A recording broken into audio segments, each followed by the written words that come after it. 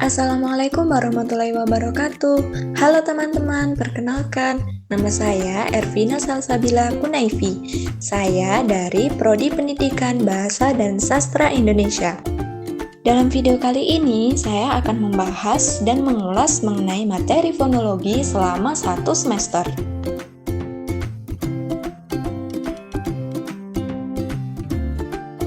Secara etimologis, kata fonologi berasal dari bahasa Yunani, yaitu fono yang berarti suara atau bunyi, dan logos yang berarti ilmu atau studi. Jadi, dapat disimpulkan bahwa fonologi adalah cabang ilmu linguistik yang mempelajari sistem bunyi dalam suatu bahasa. Nah, fonologi itu dibagi menjadi 2 cabang. Yang pertama, fonetik, yaitu suatu bidang ilmu pengetahuan yang mengkaji bagaimana manusia menghasilkan sebuah bunyi. Sedangkan yang kedua ada fonemik, yaitu mengkaji atau menganalisis bunyi bahasa dengan memperhatikan statusnya sebagai pembeda makna. Jadi, lebih singkatnya, fonetik itu berkaitan dengan cara kita mengucapkan suara atau bunyi dalam bahasa. Sementara fonemik berkaitan dengan bagaimana perbedaan bunyi tersebut dapat mempengaruhi makna, kata, atau frasa. Nah, sekarang kita akan membahas mengenai jenis-jenis fonetik. Yang pertama, ada fonetik artikulatoris. Fonetik artikulatoris yaitu berfokus pada kajian tentang bunyi bahasa yang diproduksi oleh alat ucap manusia. Yang kedua, ada fonetik akustik, yaitu membahas tentang rambatan atau gelombang bunyi dengan kecepatan dan frekuensi melalui udara. Yang ketiga, ada fonetik auditoris, melibatkan transmisi gelombang suara melalui udara dan penerimaannya oleh telinga. Rida Laksana menyebutkan bahwa ada 3 jenis fonetik. Yang pertama, fonetik instrumental, yaitu pendekatan yang menggunakan instrumen atau peralatan untuk merekam dan menganalisis suara. Contohnya, penggunaan spektograf untuk memvisualisasikan frekuensi dan intensitas suara. Fonetik parametris, yaitu berfokus pada pengukuran dan analisis parameter suara yang dapat diukur, seperti frekuensi, durasi, dan intensitas. Fonetik terapan, yaitu mencakup metode dan teknik pengucapan bunyi dengan tepat. Misalnya, untuk melatih orang yang gagap, untuk melatih pemain drama, dan sebagainya. Jenis fonetik menurut ramalan ada 2, yaitu fonetik umum yang mempelajari prinsip umum produksi suara konsonan, dan fonetik khusus yang mempelajari atau meneliti bagaimana konsonan tertentu diucapkan dalam dialek tertentu. Selanjutnya, saya akan membahas macam-macam alat ucap manusia. Menurut Verher, ada 25 alat ucap, yaitu yang pertama, dimulai dari paru-paru, batang tenggorokan, pangkal tenggorokan, pita suara, krikoid, tiroid, aritenoid, dinding rongga tenggorokan, epiglotis, akar lidah, pangkal lidah, tengah lidah, daun lidah, ujung lidah, anak tekak, langit-langit lunak, langit-langit keras, gusi dalam, gusi belakang, ceruk gigi, lekung kaki gigi, gigi atas, gigi bawah, bibir atas, bibir bawah, mulut, rongga mulut, dan rongga hidung. Bunyi bahasa muncul karena ada tidaknya hambatan atau proses artikulasi dalam alat ucap. Dalam fonologi, pembagian bunyi bahasa terdiri dari vokal, diftong, dan konsonan. Ketiga pembagian tersebut dibedakan berdasarkan ada tidaknya rintangan terhadap arus udara dalam saluran suara. Vokal adalah bunyi bahasa yang tidak mengalami hambatan dalam pembentukannya. Untuk itu, vokal dibedakan menjadi 3 jenis. Yang pertama, berdasarkan bentuk bibir. Yang kedua, berdasarkan tinggi rendahnya posisi lidah. Yang ketiga, berdasarkan maju mundurnya lidah. Kalau bunyi vokal dibedakan menjadi 2. Yang pertama, vokal bundar, yaitu ketika diujarkan mulut akan membuat seperti bunyi U dan O. Yang kedua, vokal normal, ketika diujarkan tidak membuat mulut membuat seperti bunyi A, E, I. Diftong merupakan 2 vokal yang bersatu sebagai satu bunyi bahasa. Kedua vokal tersebut hanya memiliki satu puncak kenyaringan dan dilafalkan dengan satu hembusan nafas. Contoh dari huruf diftong yaitu ai, au, ei, dan oi.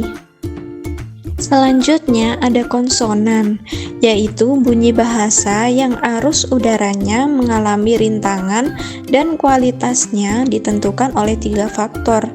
Yang pertama, keadaan pita suara. Itu merapat atau merenggang, bersuara atau tidak bersuara.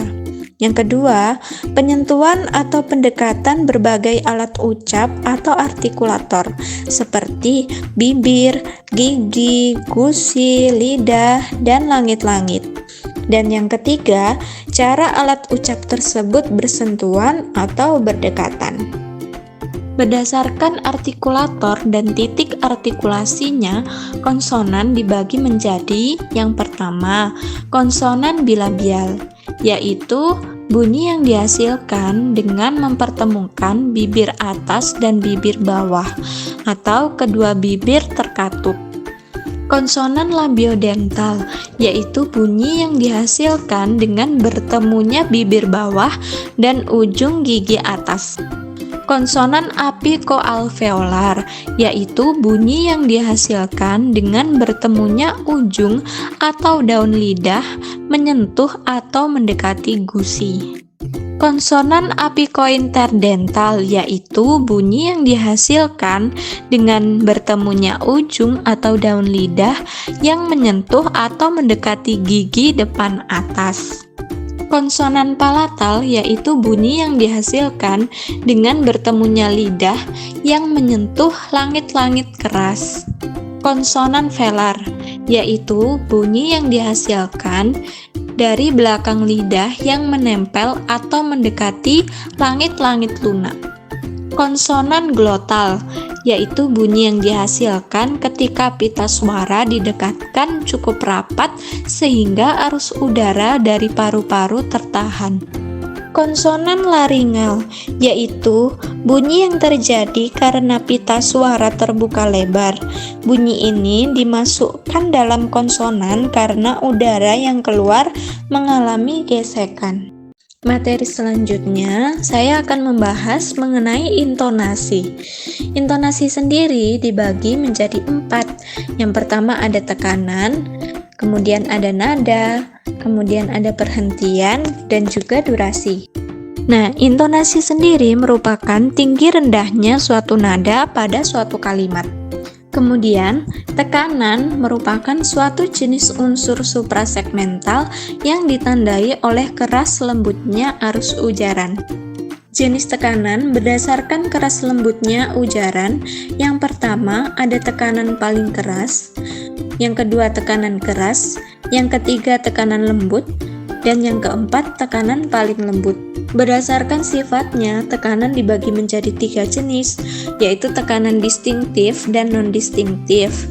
Yang kedua, tekanan dalam bahasa Indonesia, dan yang ketiga, tekanan dalam kalimat. Dalam tekanan distinktif dan tekanan non-distinktif, ini berfungsi untuk membedakan arti dalam suatu kalimat. Contohnya, pengucapan kata apa bisa diucapkan apa atau apa begitu. Walaupun tekanan dalam bahasa Indonesia tidak bersifat distintif, tetapi tidak berarti bahwa kata-kata dalam bahasa Indonesia tidak mengandung tekanan, seperti dalam ilustrasi dengan kata perumahan. Nah, jelas ada tekanan di dalam bahasa Indonesia. Sedangkan tekanan dalam kalimat ini merujuk pada tingkat tekanan yang diaplikasikan pada kata atau suku kata tertentu dalam sebuah kalimat. Biasanya akan mempengaruhi artikulasi dan intonasi ketika berbicara. Untuk materi selanjutnya, saya akan membahas tentang nada. Nada merupakan cara mengubah pitch atau perhentian intonasi suara ketika berbicara. Jenis nada ada dua, nada distintif, yaitu ciri khas atau sifat yang membedakan nada dari yang lain. Yang kedua, ada nada non-distintif, yaitu nada yang tidak memiliki makna khusus atau emosi tertentu. Macam-macam nada ada 4. Yang pertama, nada rata.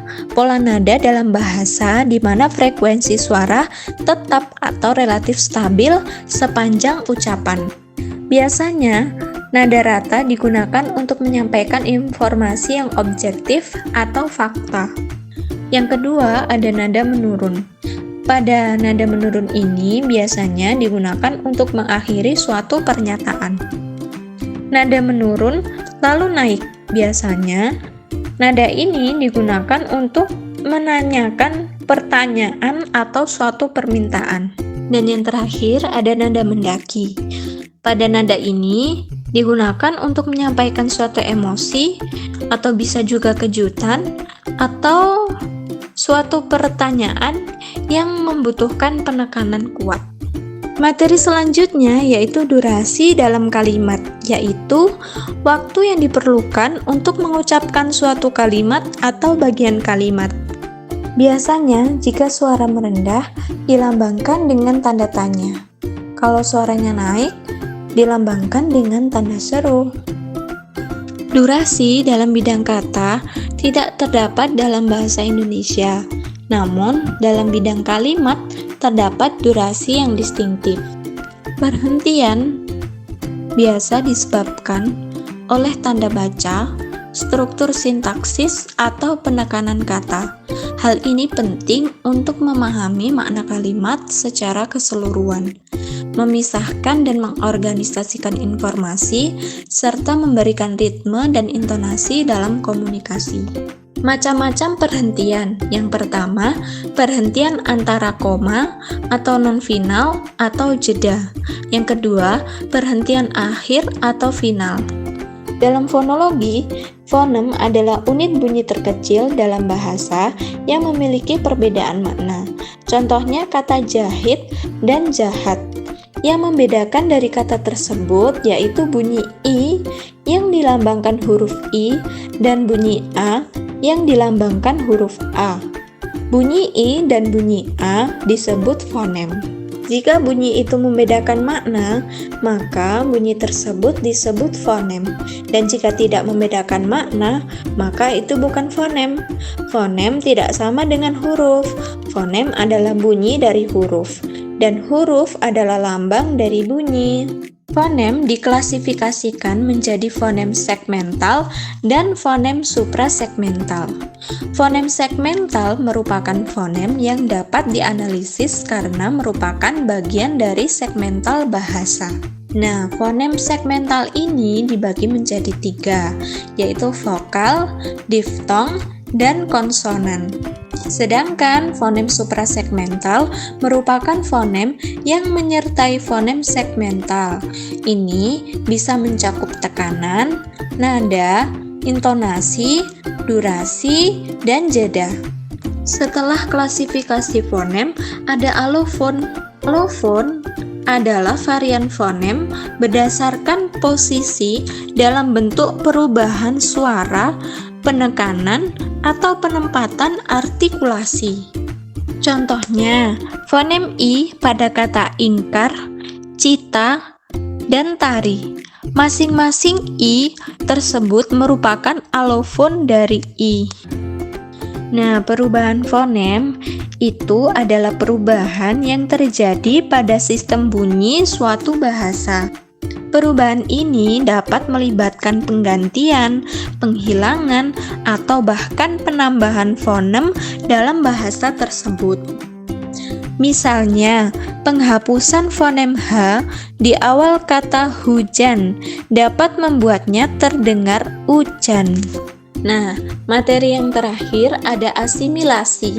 Asimilasi merupakan proses dua bunyi yang tidak sama disamakan atau dijadikan hampir bersamaan. Ada beberapa jenis asimilasi. Yang pertama, berdasarkan tempat dari fonem yang diasimilasikan, yaitu ada asimilasi progresif, yaitu apabila bunyi yang diasimilasikan terletak sesudah bunyi yang mengasimilasikan. Nah, dengan kata lain, bunyi yang diubah itu terletak di belakang bunyi yang mempengaruhinya. Contohnya, kata pen plus sabar sama dengan penyabar. Yang kedua, ada asimilasi regresif, yaitu bunyi yang diubah terletak di muka bunyi yang mempengaruhinya. Contohnya, in plus possible, jadi impossible. Berdasarkan sifat asimilasi itu sendiri, yaitu asimilasi total. Bila dua fonem yang disamakan itu dijadikan serupa betul. Contohnya seperti dalam tampilan ini, kata in plus moral jadi immoral, itu double M, tapi membacanya sama, immoral. Dan yang kedua, asimilasi parsial. Apabila kedua fonem yang disamakan itu hanya disamakan sebagian. Contohnya, in plus perfect sama dengan imperfect atau imperfect. Yang terakhir ada disimilasi, yaitu kebalikan dari asimilasi. Proses di mana dua bunyi yang sama dijadikan tidak sama. Contohnya dalam bahasa Sanskerta, sajana itu jadi sarjana, lauk-lauk jadi lauk pauk, sayur-sayur jadi sayur mayur. Nah, teman-teman, itu tadi merupakan penjelasan singkat mengenai materi awal semester 1 hingga akhir. Semoga materi yang saya sampaikan bisa membantu kalian yang menonton ya. Terima kasih.